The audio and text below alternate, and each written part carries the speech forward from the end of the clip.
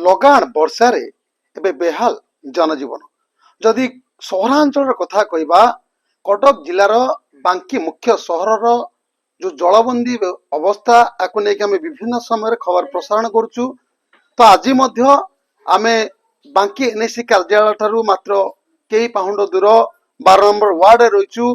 जो ward T आपण देखि पड़ुथिबे वार्ड रो अवस्था एठाकर जो अधिवासी रहउछंती एमानक घरर चतुर्पार्श्व संपूर्ण वर्षा जल बा जो रेणुका नई रही रेणुका नईर पानी संपूर्ण प्रभावित कर जलबंदी जीवन यापन कर जदिओ एमानकर विकल्प रास्ता किछि रही किंतु जो चलाचल रास्ता थिला जेमति कि सेमानकर नित्य व्यवहार से चुली द्वारा प्रत्येक दिन तांकर घर सामग्री रोषेबास अन्यपटे जो लैट्रिन व्यवस्था थिला ता संपूर्ण पानी भितर बुड़ी रही ये सब विकल चित्र बांकी एनएसी कार्यालय ठारू मात्र कई पाउंड दूरे रही। यार मुख्य कारण जहाँ गतकाली आम खबर प्रसारण करूँ रेणुका नईर जो पानी निष्कासन होता से निष्कासन द्वार गुड़ी को अनेक जमी दलाल किसी राजनेता आबद्ध कर रखिंट जो प्रभावित होती जो मैंने स्थायी बासिंदा पीढ़ी पर पीढ़ी से स्थायी बासिंदा से प्रभावित होती। आ सब बड़ कथा आप सीधा सड़क भिजुआल देखुवे ये सीधार रही माँ चर्चिका मंदिर माँ चर्चिका मंदिर पछपार्श्व जो व्याख्यान केन्द्र रही है देखिए सी जलबंदी अवस्था रही निकटरे स्कूल रही से स्कूल जलबंदी अवस्था रही ए सबु उत्तरदायी एठाकर प्रशासन एक अभियोग कर स्थानीय लोके। तो मुख्यतः जदि जो मुहाण गुड़िक थिला जो निष्कासन स्थान गुड़िक थिला जदि सेगुड़िक फिटई दिया जाता बोध हुए ए पानी गच्छे न। सब बड़ कथा है बांकी सहर समस्त अलिया आवर्जना नर्दमा पानी गोटे मुख्य ड्रेन द्वारा आसूची यही रेणुकार पड़ुची टोटाल एठेरे जो 12 number 11 number 10 number 9 number ward अधिवासी समस्त पानी यही रेणुका को आसूची। तो यही रेणुका नईर पानीटा कुआड़ को बाहर को निष्कासन हो जो प्रभावित होउची प्राय 10 नंबर वार्ड अधिवासी 11 नंबर वार्ड किसी अधिवासी एपटे 12 नंबर वार्ड आम जो 12 नंबर वार्ड रहीचु किसी 12 नंबर वार्ड अधिवासी रही प्रतिक्रिया नवा क्यों भाव कष्ट भोगुंट पिला छुआ धरी रहा कष्ट केते भोगुंट। आज्ञा जो आपण अंचल आपण वार्ड रे क्यों अवस्था अच्छा जलबंदी अवस्था अच्छा ना भलरे अच्छा कौन समस्या रही या उत्तरदायी क्या कर प्रशासन को कहूँ प्रशासन बांकी प्रशासन किसी बुझाबुझी करूना पानी देखु चारिपटे पानी आसी कांथ घरे पानी रही आम ना रोषे कर रोषे भितर पानी पशिला ये जिन लाट्रिन भी पानी पशिला ये जिनसा किसी सुविधा करना जो पानी आसला सब पानी जाऊला टोटाल बांकी जाकर पानी पशुची किंतु पानी जीवार सुविधा किसी होनी पूर्व जिते पानी आसूला जाऊला एबे कहीं पानी जाऊन समस्या कौट रही समस्या से पथ तुट पाखे जो थिला जो पानी जाऊला से पानी ब्लॉक कर से पानी टोटाल खाली पानी सबुआड़े कि पानी पशुची कि पानी जीवार सिस्टम ना आज्ञा।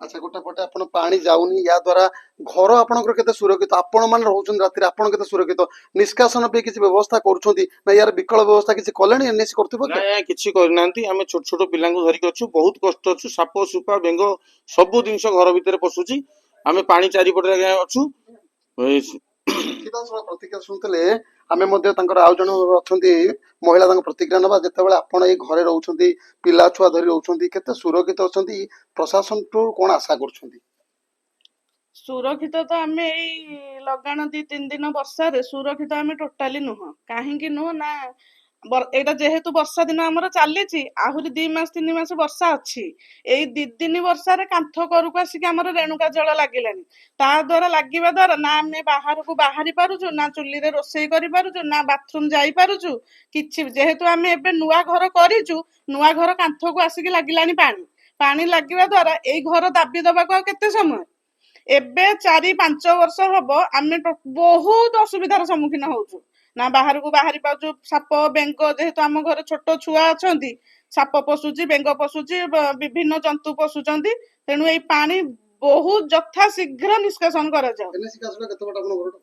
आज्ञा बहुत छोट माने अल्प बाट ପାଞ୍ଚ ବର୍ଷ ହେଲା ତ ଆମେ କମ୍ପ୍ଲେନ କରି ଆସିଛୁ, କେହି ନା ଆସିବାରେ। ଏବେ ମାନେ ବାଙ୍କି ଟୋଟାଲ ଯାକର ପାଣି ଆସିକି ରେଣୁକାରେ ପଶୁଛି। ସେମାନଙ୍କର ଯଦି ଟୋଟାଲି ସାଧାରଣ ଜ୍ଞାନ ବି ଟିକେ ଥାନ୍ତା, ନାଇଁ ରେଣୁକା ପାଖରେ ଯୋଉମାନେ ଅଛନ୍ତି ସେମାନେ କେମିତି ରହୁଛନ୍ତି, କଣ କରୁଛନ୍ତି, ଆମକୁ ନା କେହି ପଚାରୁଛନ୍ତି, ନା ଆମେ କାହାକୁ କହିଲେ ଆମ କଥା କେହି ଶୁଣୁଛନ୍ତି, କେହି ଶୁଣିବାର ନାହିଁ କି ପଚାରିବାର ନାହିଁ। ଆଗରୁ ପାଣି ଯାଉଥିଲା, ସେପଟେ ବାଟ ଥିଲା, ଏପଟେ ସେପଟେ ବାଟ ବନ୍ଦ କରିଦେଲେଣି, ତେଣୁ ପାଣି ଯିବାର ନାହିଁ। ଏବେ 2 ଦିନରେ ଆପଣ ନିଜେ ଦେଖନ୍ତୁ ଆମ ଘର ଭିତରେ ପାଣି ପଶିଲାଣି। ଆହୁରି 2 ମାସ 3 ମାସ ପାଣି ଅଛି, ଆମେ ତାହେଲେ କଣ କରିବୁ? ଆମେ ଏଇଠୁ କୁଆଡେ ଯିବୁ?